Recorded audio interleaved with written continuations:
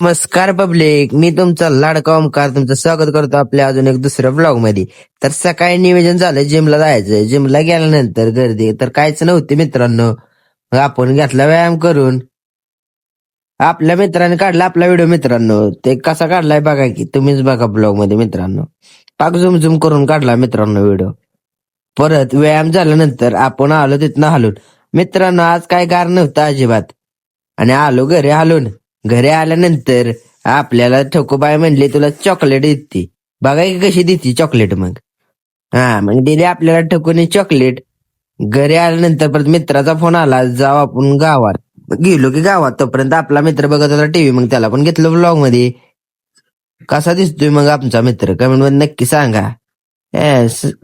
लय झुमझुम करून व्हिडिओ काढायचं सवय आमच्या मित्रांना. परत ठक्कूबाईला आणायला गेलो आपण शाळेतच म्हणतोय इंग्लिश स्कूल मध्ये.